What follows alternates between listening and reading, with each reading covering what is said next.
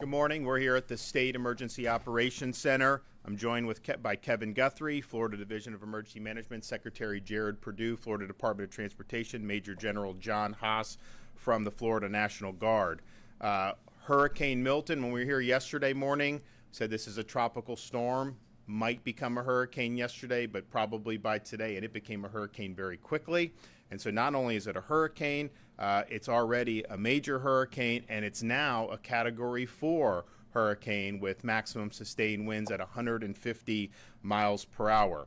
It is expected to make landfall on the west coast of Florida sometime between Wednesday evening or perhaps even very early on Thursday. This has gone slower than the projections were in terms of the how it's moving towards Florida. And if that continues, it's going to push back when landfall will happen. Of course, you can see impacts prior to the eye wall making landfall. We have made a pre-landfall declaration request to FEMA for support, and Kevin has been working with the administrator, and we anticipate positive approval on that. We have 51 counties in Florida currently under a state of emergency.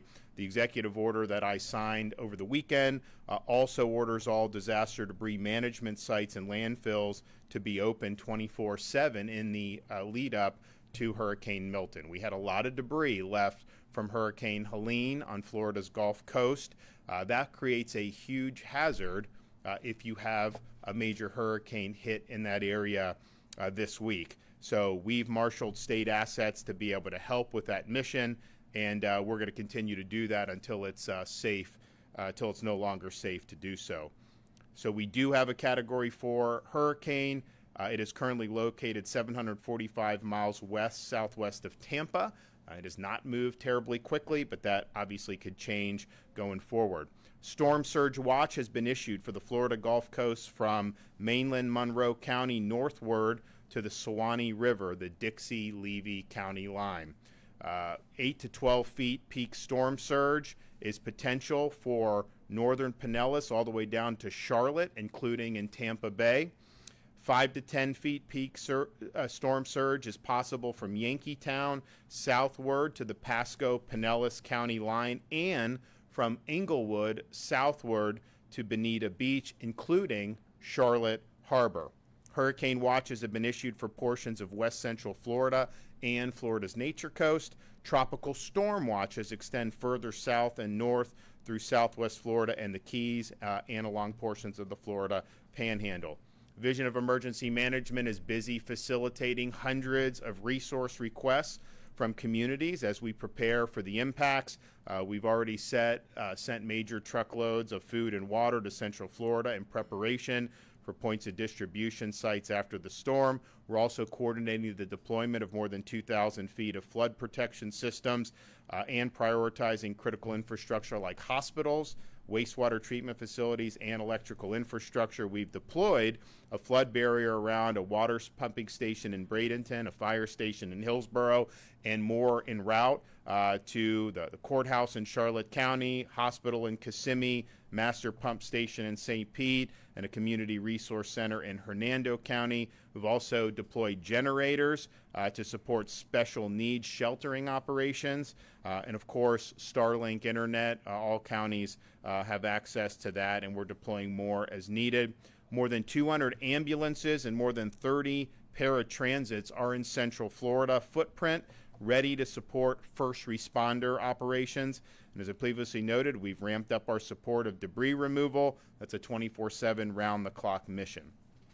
The state of Florida is amassing significant amount of fuel reserves ahead of Milton, and we're staging it to be utilized as needed. These quantities include 415,000 gallons of diesel, 389,000 gallons of gasoline, and an additional 1.5 million gallons of both diesel and gasoline are currently en route. I know there's different things that are being said, but all fuel continues to arrive at Florida ports. There has not been an interruption of that. I know people are going to fill up their gas tanks, which is a good thing. There's more lines than maybe that we're used to on some of these, but there has not been an interruption in fuel deliveries, and all the ports are checked in on that. Local officials and their vendors must continue debris removal efforts for those areas that are in the potential path of this storm. My executive order requires debris landfill and dump sites to remain open 24/7 to accept debris from Hurricane Helene. We need as much of this debris picked up as possible. This creates a safety hazard, and it also will increase the damage that Milton could do with flying debris. All local entities should comply with this order and work around the clock to accomplish this mission. We have deployed major assets to help, but yet, last night in Pinellas County, there were 300 vehicles. Some of them were state vehicles, but also a lot of private pickup trucks and vehicles who were bringing debris. That's helpful. They should be doing that, and yet one of the gates was locked. There was no one manning it. And so we had this massive line of cars waiting to drop off debris, which is a good thing. And so Florida Highway Patrol basically took matters into their own hands, fastened some rope to a couple pickup trucks to the gate and busted the gate open. And then those trucks were able to go in and unload the debris. We don't have time for bureaucracy and red tape. We have to get the job done. And the effort that Jared Perdue and Kevin's team have made in helping get the debris off and supplementing the local efforts has been incredible. We have noticed since the weekend and the order, you have seen some more vendors out there. I know City of St. Petersburg has been working hard to get the debris out, and that's a great thing. And they're working, I think, well. But these debris sites need to be open, and we're going to ensure that to be able to do. So just in the last 24 hours, the state has done almost 500 truckloads of debris, totaling 9,000 cubic yards. So that's just from the barrier islands in Pinellas County, bringing to the debris landfills. We have over 200 state assets, dump trucks, other types of trucks and vehicles to be able to do. But keeping it 24/7 is important. We absolutely encourage private citizens to have the debris and bring it in. That's helping the mission. Can't get bogged down in bureaucracy on this. The debris mission is going to continue until it's no longer safe to do so. Clearly, we're going to be able to work all the way through today and probably all the way through tomorrow, given that the storm's likely not to make landfall till later on Wednesday, and that could even get pushed back even further. So we've made a big dent in this. I know folks on the ground locally in those barrier islands and places like Manatee and Pinellas have been working very hard. But let's get this done. Let's get as much of that debris removed as humanly possible, and let's work 24/7 to be able to do it. So we have right now, just in the debris mission, we have 800 National Guardsmen that are also deployed helping our state agencies. We currently have 5,000 Guardsmen that are mobilized for the response to this storm, and we have more than 3,000 additional Guardsmen who will be mobilized prior to landfall. The National Guard's also deploying heavy equipment to assist with debris removal, including Army and Air Force horizontal construction units, tactical high water vehicles, dump trucks, and front-end loaders. Linemen and power restoration resources are being marshaled in advance of the storm. This is a storm, the path of this storm that would hit the western part of the Florida Peninsula, then go all the way across the peninsula and exit in the Atlantic Ocean. That's going to impact a lot of different utilities. We've spoken to most of them, and they're working to get people here. If you look, we had Helene, and there were 2.4 million restorations, but 99.9% were back within a few days. There's still hundreds of thousands of people without power in some of these other states that got hit by Helene. So there are crews working there, but they're bringing people in from far and wide to be able to respond accordingly. This path of this storm, we don't know exactly how it's going to go. I know they say the eye is going to go here or here. That can move. When you're talking about 30, 40, 50 miles north or south, will make a huge difference in terms of who gets the worst surge, how much power is ended up taken out. And so we have no way of knowing how that's going to shake out. So the resources are being brought in, and the power restoration effort will begin as soon as it's safe to do so. Again, I made this point yesterday, but all of our assets that we had lent to assist in North Carolina are here in the state of Florida. We have a temporary base camp at Tropicana Field to support not just the debris operations, but any post-landfall first responding operations. So we have landfall. It's going to happen probably sometime later Wednesday, maybe early Thursday, and it could potentially speed up, and so maybe it'll be a little earlier than that. It could continue slowing. Maybe it'll be a little less, but there is going to be a landfall in the middle of this week. Monday morning, where we are today, you have time to execute your plan, but you got to do it now. There have been some evacuations that have been issued. There's going to be a flurry of them today. I know the counties are working on opening shelters. They typically will open the shelters after they have the evacuation go out, not before.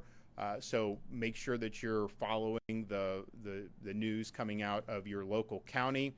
But all these barrier islands, all these areas that would be susceptible to this storm surge that's up and down the west coast of Florida, you should assume that there's going to be some form of evacuations that are going to be issued by your local county officials. That is going to happen when you have the potential for storm surge of this magnitude. We also have a storm that's already very powerful. Now, the forecasts are that it's going to peak before it reaches landfall, and then weaken. It's still going to be a strong storm, but we don't know that that's necessarily going to happen.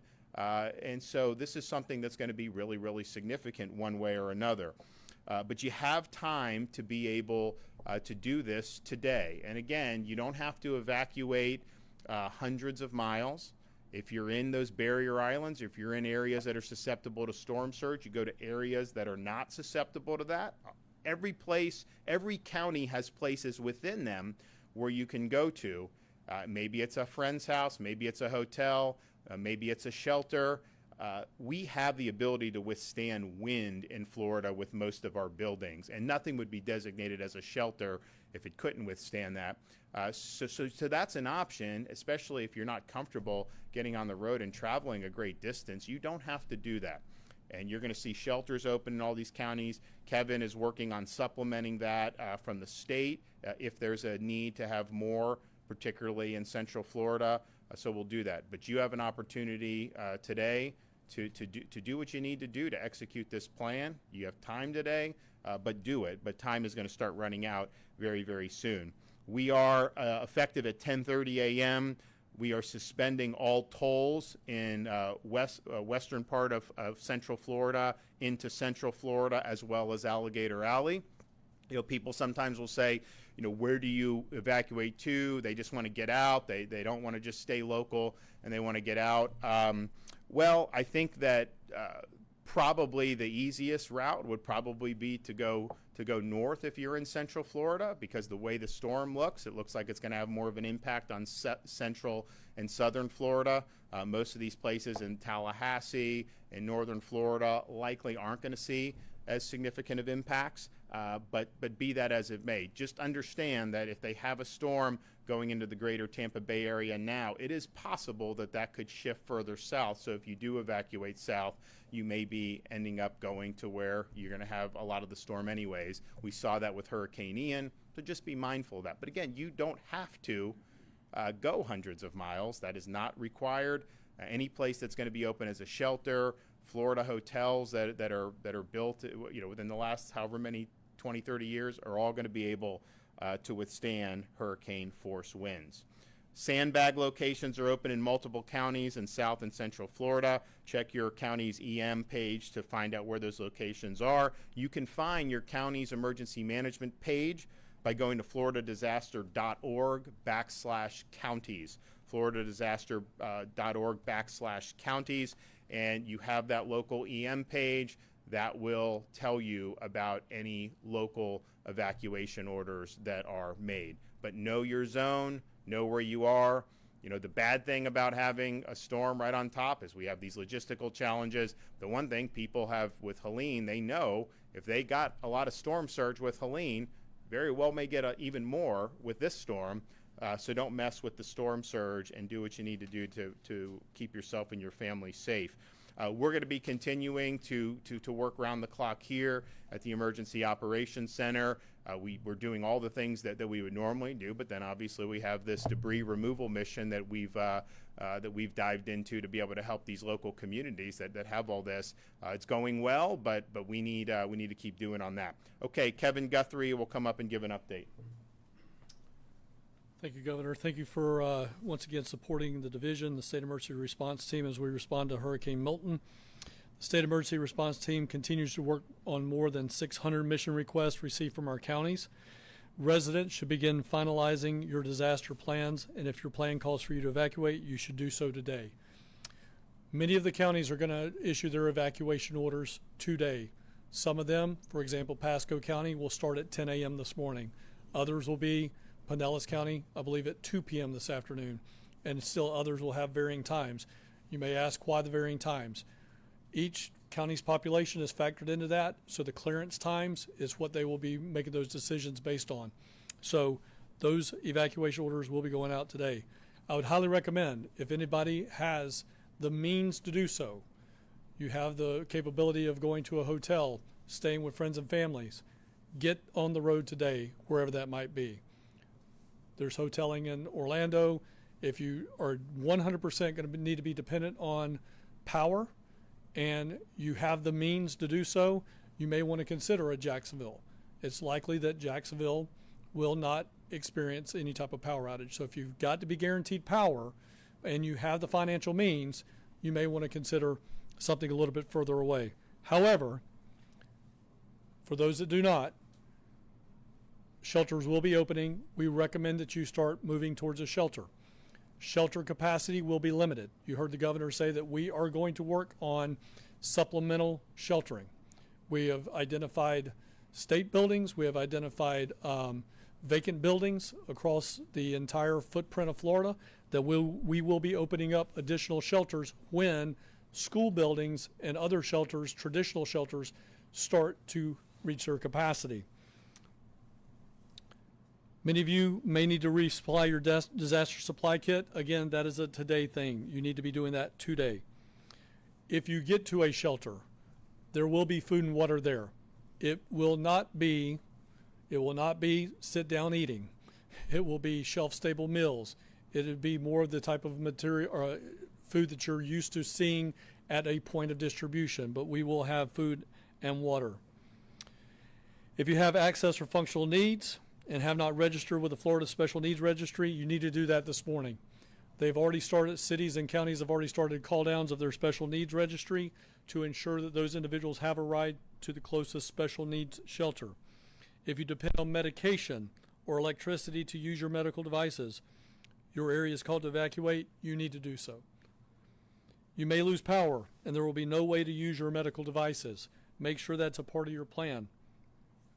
The National Hurricane Center released new storm surge values as of 8 a.m. this morning. They issued a special advisory at 9 that the governor's already talked about, where the hurricane force winds are now Category 4. However, I'm going to draw your attention to something we did for you this morning. Everybody likes visuals. 5 feet and 10 feet. The ceiling in here is 10'8". We're talking about storm surge values higher than the ceiling. Please, if you're in the Tampa Bay area, you need to evacuate. If they have called for your evacuation order, I beg you, I implore you to evacuate. Drowning deaths due to storm surge are 100% preventable if you leave. We had situations where people died of drowning in Hurricane Ian. Had they just gone across the bridge from Estero Bay, Sanibel Island, and so on, just across the bridge to the first available shelter that had capacity, they'd still be alive today. Please remember that counties will call for these evacuation orders, and we will likely be seeing those today, as I've already mentioned. If you need to evacuate, we want you to evacuate out, not up. After I made the comment last night, my brother-in-law called me and said, in fact, for Hurricane Helene, we have 380 elevators that are not working in the greater Tampa Bay area. Elevators are going to go down. You're not going to be able to get down the elevators. If you are dependent on elevator usage versus stairs, you need to make that a part of your evacuation plan. If you cannot get down those stairs, you need to evacuate. Evacuate out, not up. You can visit floridadisaster.org/no to determine if you live in an evacuation zone. Your gas tank and electric vehicle only need to be halfway full. Get the gas, get as much as you need to get to where you're going.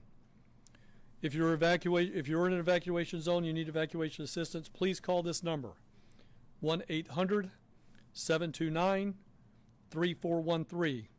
That's 1-800-729-3413. That's for all residents. We have people there to answer your questions, and we can help you get out of your evacuation zone if you need additional assistance.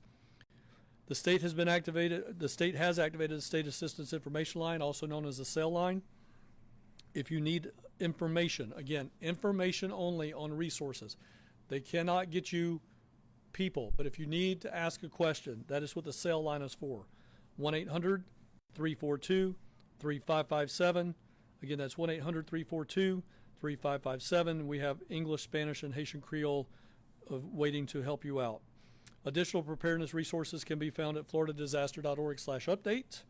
Make sure you follow us on X, Instagram at FLSERT, and on Facebook at FDEM, as we are sharing updates in real time. Please make sure that you have a way to receive alerts. Make sure that you see all the additional information at your county emergency management agency at floridadisaster.org/counties.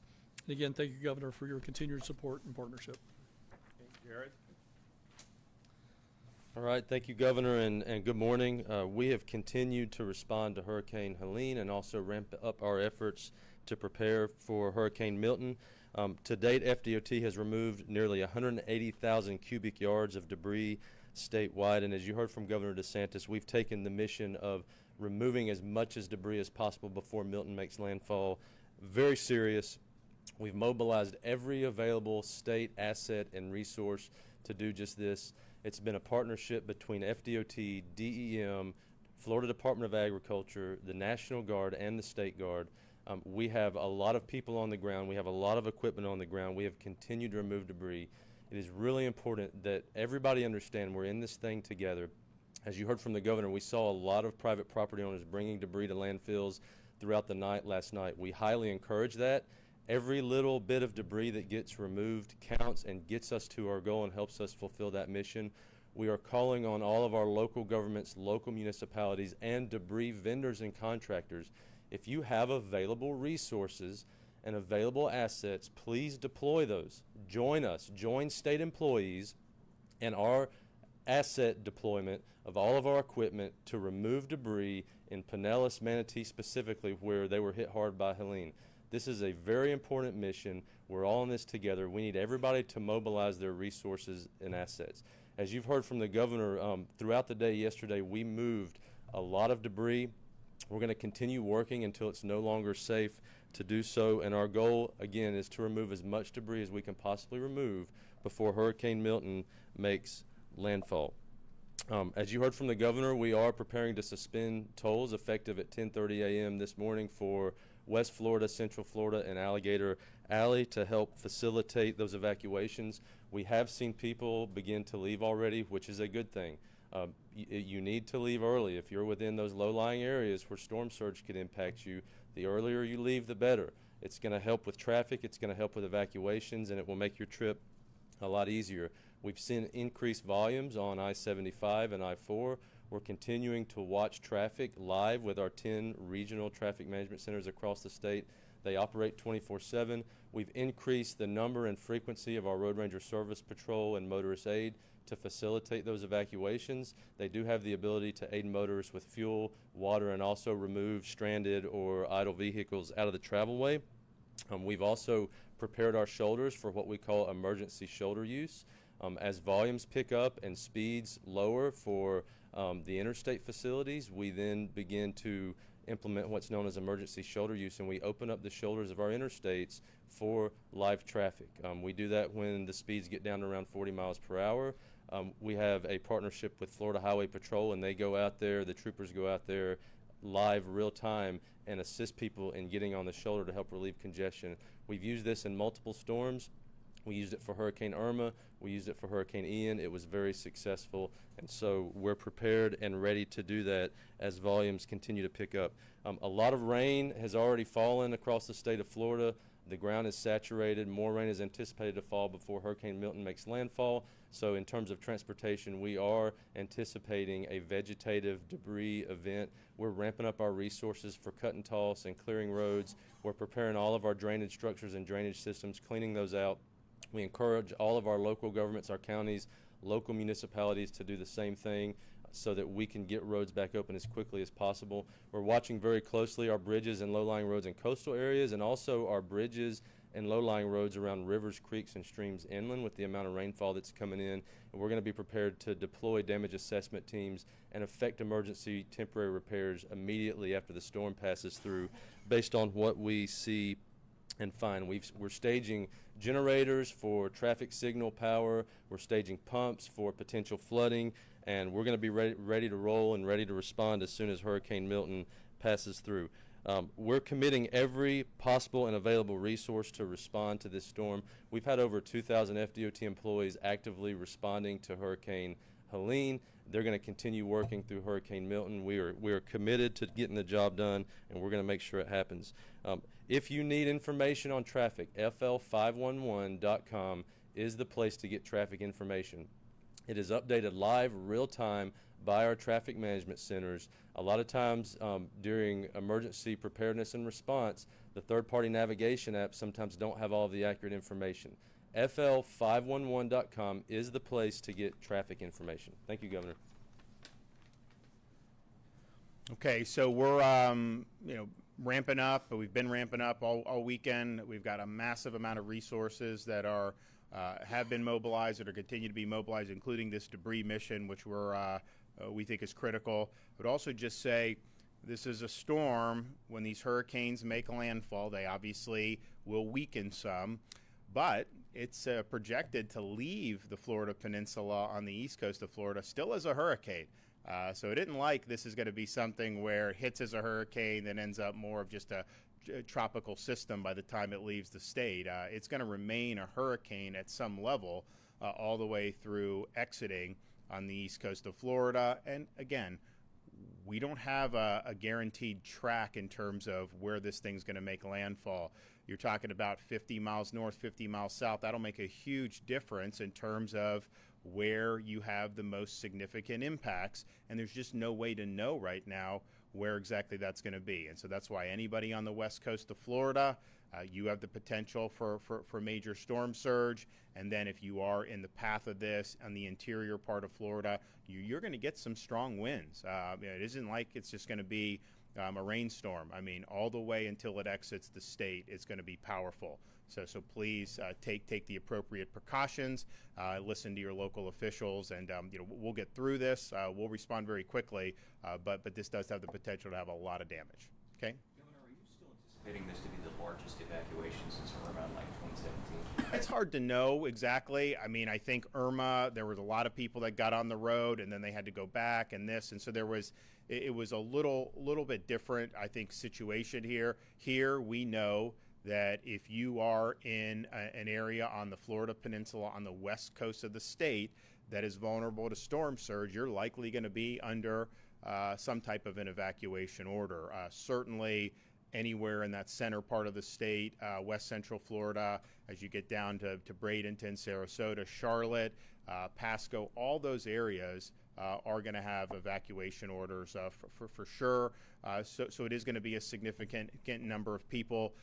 We'll see exactly how that shakes out, but it's a major issue because of we have a storm that could hit in different spots. I mean, that's just the reality that we're dealing with. I mean, if we knew exactly where it was going to hit, you probably would evacuate fewer people, but we don't know that. And as we saw with Hurricane Ian, there was a thought a couple days before it was going to hit one place. It ended up hitting much further south. So in this storm, even though a lot of the models track it somewhere in that Sarasota, Bradenton, Tampa Bay area right now, and maybe that's what ends up happening, it potentially could hit further north. It potentially could hit further south. So just knowing that and knowing the range of storm surge that you're dealing with, you're going to see a lot of evacuation orders. And no deaths were Taylor County with Helene. The sheriff says it was because everyone evacuated, those communities were level. Talk about the importance of people listening to those evacuation orders with this one. Well, Taylor County had more storm surge than even is being predicted for this storm at this point. I mean, you had 15, maybe even 20 feet in some of those areas. So you had homes that withstood Hurricane Idalia, which was hit as a Category 3. It was a 4 in the water, and then it hit as a 3, and survived it fine. And then on Helene, they were totally wiped off the map. And that's all because of the storm surge. It is the winds were more with Helene than with Idalia, but not so much more that a house could go fine and then get obliterated. It was the storm surge. And when you get away from the storm surge, then you're going to be able to most likely ride out the storm and be safe. You hide from the wind and you run from the water. You can find structures in Florida that can withstand, even if you're in the path of the storm, that can withstand the wind. There's a lot of things in Florida that are built to be able to withstand major hurricane force winds. But you just can't contend with storm surge that is 10, 15 feet of storm surge. I mean, Kevin showed, this is a little bit over 10 feet, this room. So that's a significant thing, and you're just not going to be able to beat Mother Nature. So I think the reason why they had no fatalities is because the people that were in those areas that got whacked by the storm surge did get out. Now, we always have, and in Helene, we had storm fatalities attributed to the storm from, a tree can fall somewhere, you can have a traffic accident, you can have all that. That's just more likely to happen in more populated areas, and it's very unfortunate. And so some of those things can kind of just be freak occurrences with that. But the one thing that people can control is if you are in an area that is vulnerable to this surge, if you get out of there, the chance of you being able to ride this out and returning home safely is very, very high. If you stay in there and you got 10 feet, you're really, really taking a risk with your life and your safety. Usually about this time, there's a picture of a whole field of bucket trucks and line crews ready to go to put power up. We don't have that right now. It sounds like you said the private. No, they're being mobilized now. I mean, you think. How many do we have pulled together so far? Well, they're working with the companies, but we've been talking with them over the weekend. They understand, and so if you look at the path of the storm, Tampa Bay, you got Tico, you got a lot of Duke, and then to the extent it goes south of Tampa Bay across, you pretty much have FPL. And so, these are major engines. We do have some municipals, we do have some co-ops as well, but they did a lot with this. So that is happening. They are actively working to bring as many people in as possible. You're looking at probably not going to be able to do any restoration until Thursday morning would likely be as early as you're going to be able to do it, depending on, and it may even be later if the storm continues to move slower than anticipated. But they are all actively bringing people in, and I think you're going to continue to see more and more people brought into the state over the next few days. FPL said that they're looking to bring line workers in from the western United States because there's so much committed to the Carolinas after Helene. Is there a problem with just finding enough line workers now to come in and do that work? Well, they are bringing people from further away from Florida than traditionally, because we still have hundreds of thousands of people without power in other parts of the country, other parts of the Southeast. So you do have a lot of people that are working in those areas.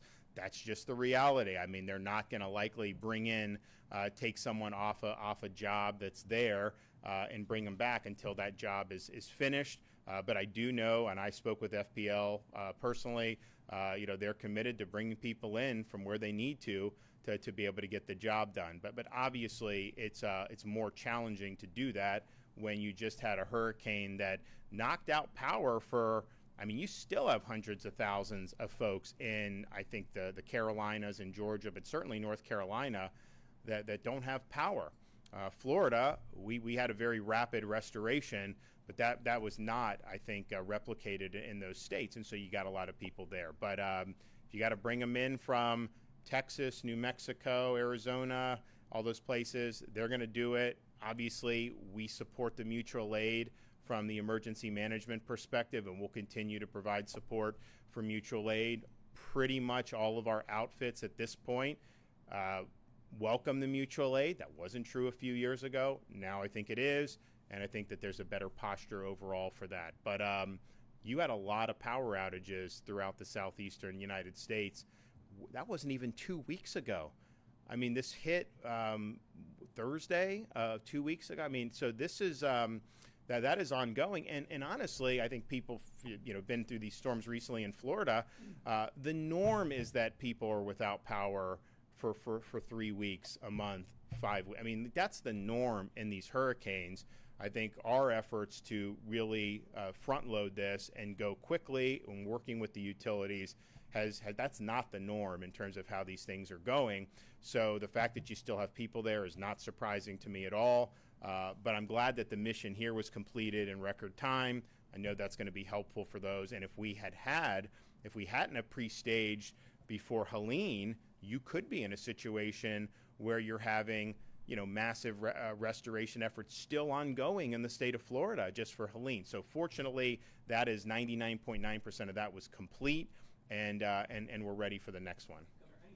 Flex you're anticipating on elections, given that today's the last day to register to vote or anything like that? Not in terms of voter registration. I mean, people can register today, and then that's that. There's nothing inhibiting you registering today. The storm has not hit yet. Now, after the storm, we will see what damage is there, and if I have to do a similar executive order that I did in Ian and that I did for Helene, we're happy to do it, but we're not going to change any registration deadline. You can register today, and there's no reason to open that up. One of the things that happened in Hurricane Irma was Governor Scott at the time closed all public schools to have them open as shelters. Now, I don't know if you need to do all of them, but you anticipate closing schools in areas that may not be effective just to have them open as shelters? So what we are going to, and Kevin can talk a little bit more about that, we already have places that are outside the path of the storm that have volunteered to provide sheltering. Some of that may be schools, some of that may be other things.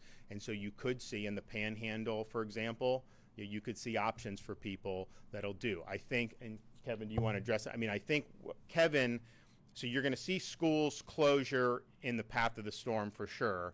And that's going to happen all through Central Florida and potentially Southern Florida, depending on the exact path. So all of those shelter operations will be going on the county level. And the thing about if you're in the Tampa Bay, Bradenton, Sarasota, wherever this thing is likely going to make landfall, you will have options within your county. You are not going to need to go. You can hunker down, but the further inland you go, there'd probably be less demand for sheltering from the residents of places like Orange or Seminole, just simply because if they're not in a flood zone or they're not a danger for rising waters, likely they live in homes that are going to be able to ride this out. Like, and if you're a mobile home park or something, that may be different.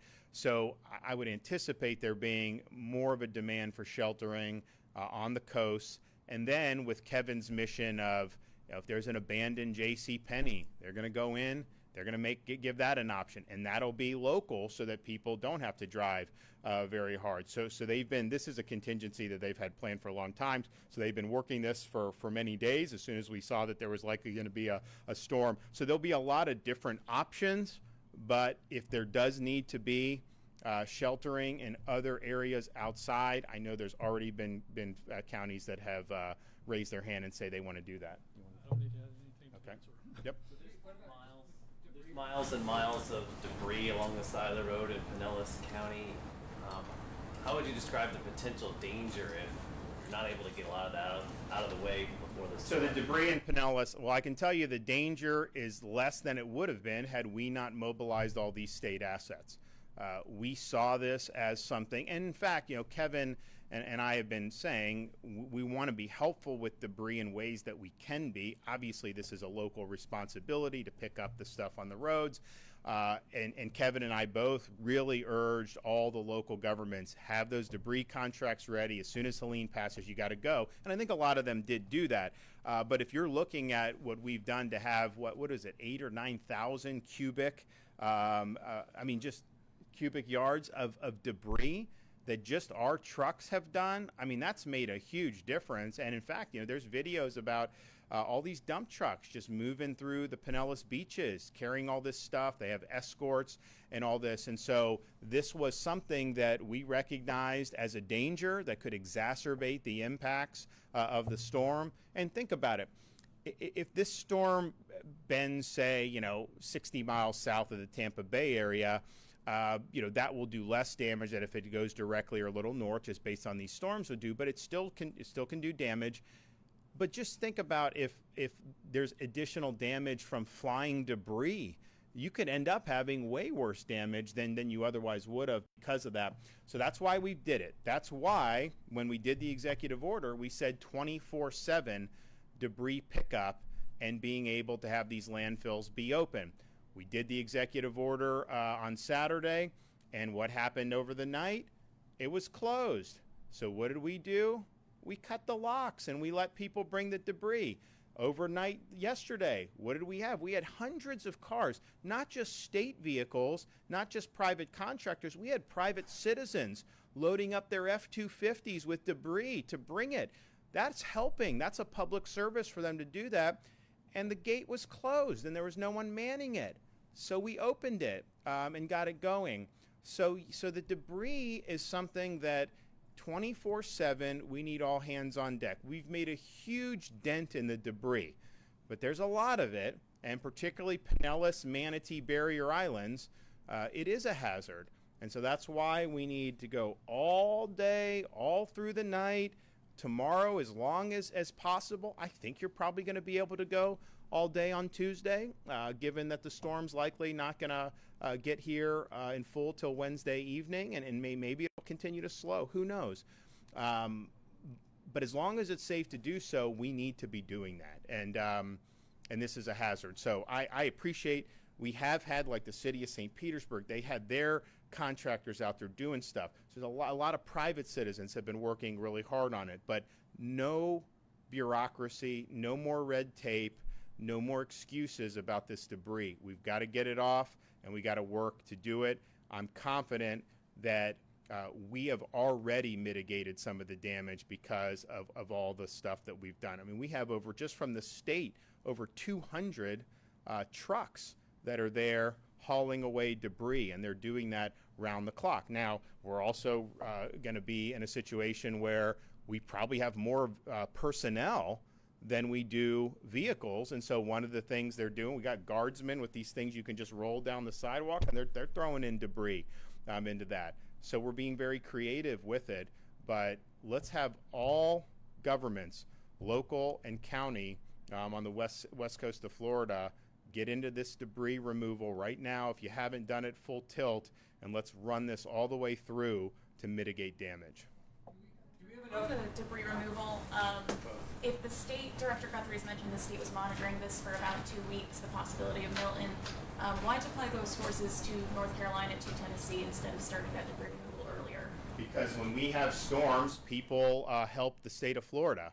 And you had people that were dying in the mountains there, and we're all Americans, and we step up and we do the right thing. None of the resources we did are debris removal. This is search and rescue. These are Chinook helicopters. These are things that have nothing to do with picking up debris. And oh, by the way, the debris, and we stressed this from before Helene, the debris is a local responsibility. That's why we apply when we do the declarations and we try to get FEMA assistance. A big part of that FEMA assistance is reimbursing for the debris removal for the local governments. That was true with Michael. That was true with Hurricane Ian. So there's not a relation between removing debris and conducting search and rescue, but we've had a lot of support over the years from other states. I'm sure there's states that are probably sending some help our way now in anticipation of Milton. And I haven't gotten a brief on that, but I'm almost positive that that's happening. And that's just what we do. When we've sent people to California, we've sent people to the Heartland, we've sent people around the country just since I've been governor. You had a humanitarian disaster there. Fortunately, our search and rescues were very efficient. We had no demand for it. And our guys save lives there. We have helped Floridians who were still there, but we helped a lot of North Carolinians who needed help and in some respects had been abandoned. So that was a successful mission. That was something that really made a difference. And I can tell you that all those assets are ready to go should we need that in the state of Florida. And hopefully we don't need a lot of rescues, but they will be ready to go if they need it. Follow up to that, do you worry that our resources being out there will kind of hinder There's no resources up there. for state resources? There's for no operations? resources up there at all. None. So, you can't do a search and rescue before the storm hits, right? So all those search and rescue folks, all the stuff, it's all back in the state of Florida. There has no impact on being able to respond to this in any way, shape, or form. I get, some people see how it, quite frankly, did not make the federal government look well to have Florida out there rescuing people before they had boots on the ground. And so I know it's kind of like a political thing for some. They want to try to act like we shouldn't have been helping. No, we did the right thing. We saved lives. We're happy to have done that, and we helped a really serious disaster. However, there's nobody there that people have been redeployed, and in reality, they would have been deactivated after Helene when the recovery efforts, search and rescue efforts were done anyways. So in some respects, it's easier just bring them back like we did than to have to remobilize, because there is a period of time if you remobilize somebody who's not on active orders, it just takes a little longer. So everybody's there, everybody's loaded, everybody's ready to go. And so any insinuation that somehow rescuing people and saving lives in North Carolina last week has any impact on what we're doing here now is 100% false. Do you feel that the state has enough debris removal contractors on hand to clean up, I guess, now both Helene and also Milton? Well, again, the debris removal is bottom up. Okay, these are city contracts. These are county contracts. The state, we will be helpful where we can be, but it is not the state's primary responsibility on debris removal. That's why what we're doing with this unprecedented effort to marshal all of our state resources, that's to supplement what is being done locally. It is not to displace it. And we are not going to be in a situation where the state of Florida is going to take over debris removal for the entire Florida peninsula. That is not going to work. That is not the way it's ever been done. So we've been able to flex and supplement. I mean, you're talking about assets and across a wide variety of agencies that this is not their primary mission, and yet they've been brought to bear to be able to get the debris off the streets. But it is not going to be the state, when this is over, that you're relieved of your responsibility from a local government perspective to do debris. So we obviously have this mission now to clear from coastal part of Tampa Bay and the Barrier Islands. There will likely be a lot of debris from this storm. I mean, let's hope it's as mild as possible, but this is a big one, and we're going to assume there's going to be a lot of debris. All those local governments, city, county, need to have debris contracts in place and need to activate those as soon as the storm passes and get the debris up. And that's not just true for the Barrier Islands. It's not just true for areas that may receive the landfall. You're going to have impacts that are going to be far more inland than Helene. I mean, Helene had relatively modest impacts inland because the storm was so far in the Gulf of Mexico, that on the Florida Peninsula I'm talking about, that the winds just didn't extend far enough. You're going to have hurricane winds, potentially Category 3, but certainly 1 or 2 all the way through the Florida Peninsula. And so there's going to be debris. You're going to have a lot. I mean, Jared and his team, they're going to help clear the roads. They're going to do all that. But just in terms of private communities, in terms of county streets and all this, and city streets, you're going to have debris. So they have got to do that. And I think our effort to supplement is something that we're happy to do. We think it's making a difference. It is requiring a lot of resources to be brought to bear, but I think it will likely mitigate some of the damage that was going to be done. But no more bureaucracy. We should not have to pry open any more landfills. Let's have this open 24/7 until it's no longer safe to do so. get as much debris off those streets as possible, so that we can mitigate damage from this upcoming storm. Have you had any sense, and maybe you wants to speak of just hurricane fatigue from either just residents or workers, anybody that here we go again? Well, in terms of the state EOC and our agencies, we don't have time to be fatigued. I mean, it's not easy. We had folks here thinking it may hit Tallahassee. They were overnight on the initial storm for Helene, and there were crazy hours being worked. We've had a lot of very swift response. People have been engaged on the Guard, National Guard, State Guard, all these other things. So our view is that this is just what we have to deal with. I mean, we know that in the state of Florida, particularly once you get into September and the beginning of October, like, you just have a higher frequency of having major hurricanes. That's historically been the truth, and we're very mindful of that. We saw the one thing brewing and a couple weeks ago, and then it was like, well, it may not be anything, and then they said maybe rainstorms. So we were monitoring that the whole time. We knew that this could be something, but there was reports that it was likely going to be something that would not rival Helene, and then things change, and so you just have to react to that. And as soon as we saw that it was going to be more than just rain and a modest tropical system, we did the state of emergency. We got everyone going. Now, residents, I think it's frustrating. I think you go through and you get 3 feet, 4 feet of water in your home. You got to muck and gut. You got to do all this stuff.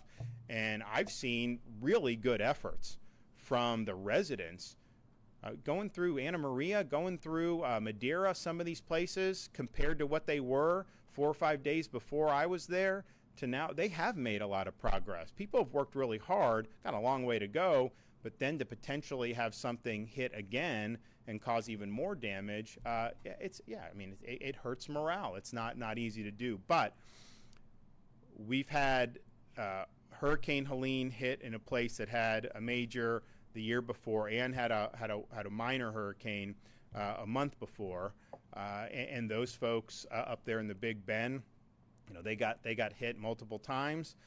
It's not easy.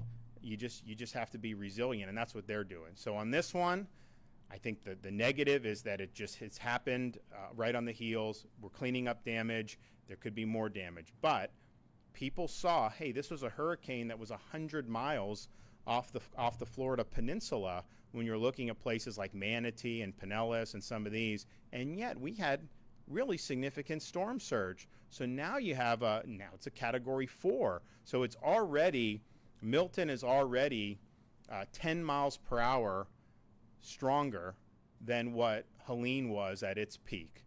Now again, the meteorologists, they think it's going to weaken before it makes landfall, but you don't know that, and I think it's definitely going to strengthen more from the 150 over the next 24 hours. So we'll have to see. So I think the fact that they had just gone through that, probably people are like, I'm not messing with this.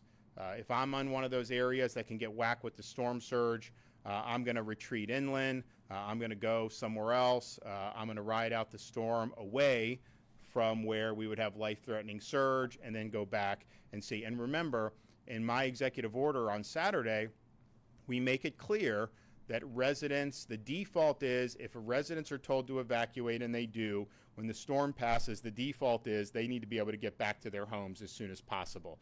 There are some extraordinary circumstances where it may not be safe, but we cannot just be keeping people out of their homes. I understand there's going to be damage, and you got to work through these things, but if you don't let people back into their homes quickly, that's going to make them less likely to want to evacuate in the first place. And so we've addressed that.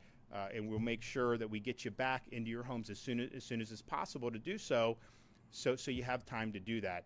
So I think it's frustrating. I think people just wanted to be done with hurricane season.